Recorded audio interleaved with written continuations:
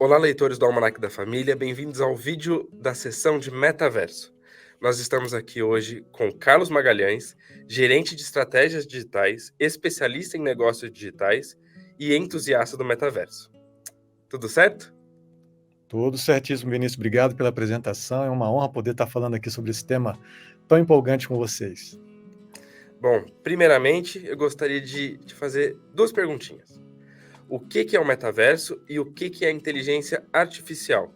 Elas estão conectadas ou elas estão distantes uma da outra? Elas se relacionam? Como que é? É muito importante essa sua pergunta, porque causa bastante, como é que eu posso dizer, confusão às vezes na mente das pessoas, porque são conceitos que são muito recentes, né? São emergentes. Então, vou começar pelo metaverso. O metaverso, ele como conceito, ele abrange várias tecnologias. Então, imagina que aí, debaixo de um guarda-chuva chamado metaverso, existem várias tecnologias que podem ser a inteligência artificial, a realidade aumentada, a realidade virtual, criptomoedas, internet das coisas, mundos virtuais, games de multiusuários e etc. Alguns tipos de games, né? E várias outras tecnologias também. Já a inteligência artificial, ela também faz parte desse universo chamado metaverso, mas para simplificar e para ser mais didático, a gente separa. Então você vai ouvir muito falando de metaverso como sinônimo de mundos virtuais, ou aqueles mundos onde a pessoa consegue navegar e esse mundo está em 3D, que é uma realidade que não existe, mas apenas na internet.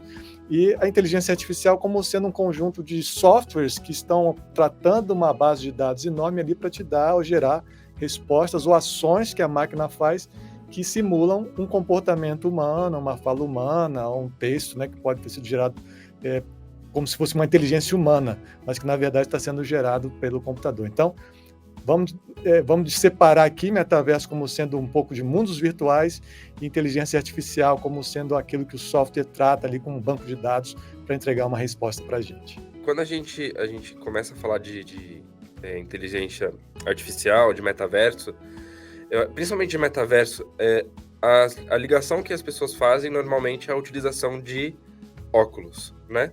Então a gente tem o óculos da Meta, terá o lançamento do óculos da Apple. Necessariamente é preciso utilizar esses óculos, ou o metaverso ele está acessível a todo mundo, mesmo que não tenha a utilização desse aparelho? Os mundos virtuais hoje estão muito mais fáceis de serem acessados. Então, você tem várias plataformas que te dão acesso a ele.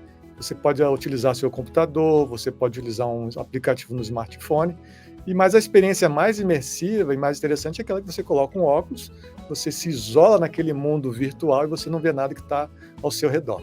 Mas hoje é possível, né, acessar algumas plataformas como Roblox, Spatial, como alguns jogos que a gente chama de metaverso também, né, o Free Fire e Fortnite, e VRChat, que é um ambiente só mesmo de metaverso, ali não tem tanta gamificação, Rec Room, etc. Tem vários. E você consegue acessar através de um aplicativo no seu smartphone ou então no seu navegador. Então hoje está muito mais simples, mais fácil você experimentar o metaverso, esses mundos virtuais. E agora falando, antes de falar do lado positivo, vamos falar das preocupações. Recentemente eu vi uma propaganda onde o filho deu direito de utilizar a voz da mãe, que era cantora, e a mãe já falecida. Como que essa inteligência artificial, principalmente pensando do lado que a cantora ela não autorizou o uso, quem decidiu que poderia utilizar a voz dela foi o filho, né? Como que isso pode afetar as propagandas, pode afetar a educação, pode afetar o mundo em geral? É uma pergunta muito relevante, envolve uma questão ética, e essa é uma preocupação que tem feito com que governos, entidades educacionais e várias outras organizações se preocupem com a IA, com a inteligência artificial. Por quê? Uma vez que você consegue capturar um áudio um determinado tempo e uma determinada qualidade de voz de uma pessoa, você depois pode usar a simulação dessa voz para criar qualquer texto ou qualquer fala dessa pessoa, quando na verdade ela nunca disse aquelas palavras. E você pode associar este áudio a uma imagem, a um vídeo, criando aquilo que nós chamamos comumente de deepfake, ou seja, uma imagem que pode estar falando algo que, na verdade, não representa a pessoa. Então, foi uma imagem gerada por computador com áudio e um texto gerado por computador. Então, essa é uma preocupação muito grande, porque à medida que a tecnologia vai avançando, vai se tornando cada vez mais difícil nós identificarmos o que é verdade e o que não é. O que é real daquilo que é irreal. Para a educação, isso pode ter também o seu valor, uma vez que seja utilizado da maneira correta.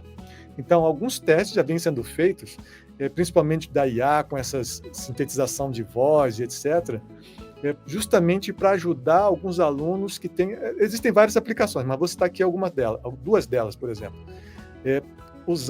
que são usadas para ajudar alunos que têm dificuldade de estar numa sala de aula regular.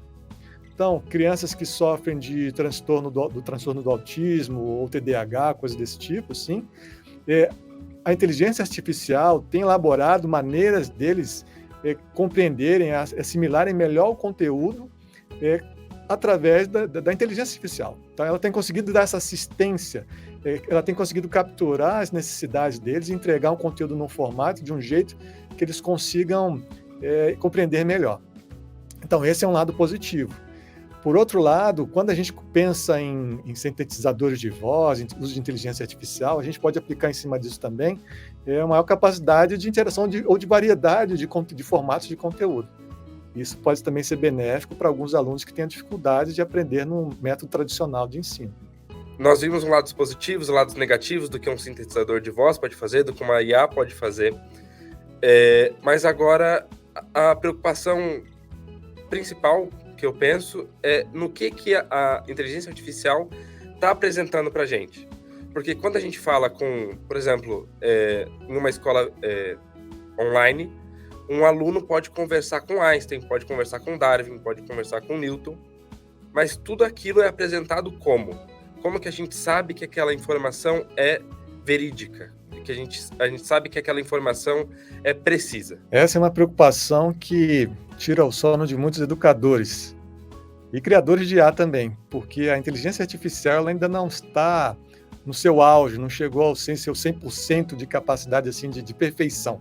A gente está no momento inicial desse tipo de inteligência que a gente ainda vê muitas coisas incorretas acontecendo. Por quê? A inteligência artificial ela faz um levantamento de dados que estão à sua disposição.